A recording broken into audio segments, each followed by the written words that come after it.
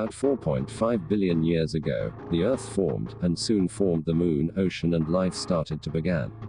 But question arises as to how these things formed, and among these question is how did the Earth got its oxygen? How did the ozone formed? And how oceans played a significant role in the supply of oxygen.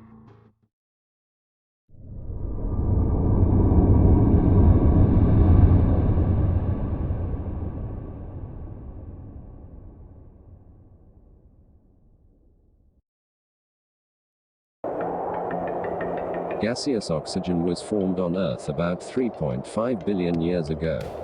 At that time, the UV light of sun decomposed the water vapor molecules present in the atmosphere, and released oxygen and hydrogen.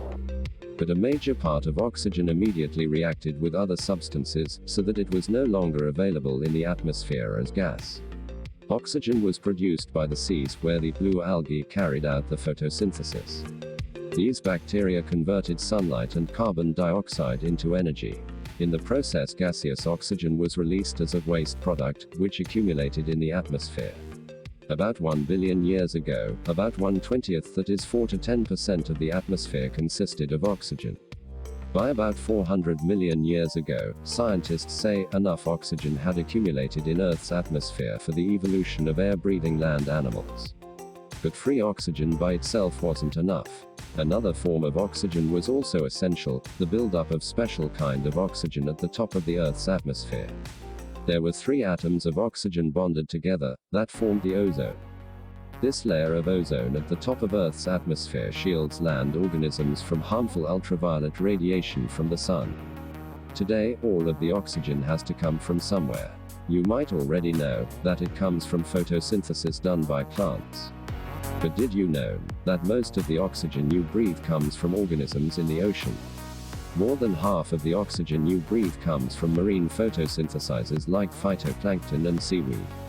Both use carbon dioxide, water and energy from the sun to make food for themselves, releasing oxygen in the process.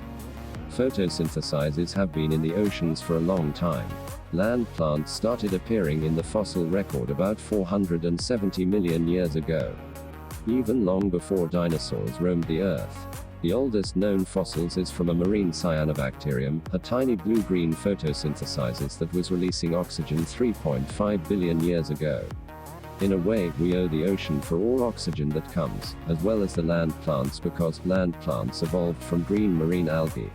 But the ocean's long history of photosynthesis would matter very little to us if not for the photosynthesizers that live in it today.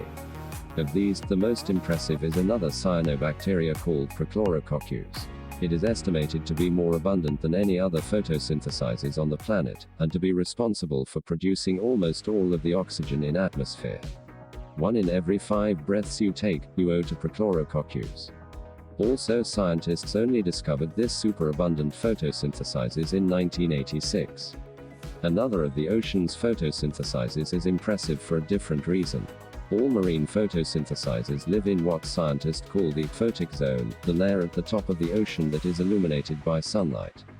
This photic zone extends down to about 650 feet below the surface of the ocean, but it's difficult to put a depth limit on it because photosynthesizers keep doing the photosynthesis down farther than we thought possible. 886 feet down below the ocean surface, you would barely be able to see the light. But a type of red algae called corallinales nevertheless photosynthesizes at that depth. The red color of corallinales comes from a pigment which enables it to absorb blue and green light, which is just about the only kind of light that manages to filter down to the improbable depths at which corallinales lives. This photosynthesizes produce oxygen despite only being able to access the tiniest fraction of sunlight. Whether they evolved as the earliest photosynthesizers or dwell at deepest, marine photosynthesizers are indispensable to our survival. If they weren't around, we wouldn't be breathing. So once in a while, take a moment to remember the ocean and its photosynthesizers. They're helping you out with every breath we take. They're there, so are we here today, so let's not pollute our oceans and help to keep the ocean clean.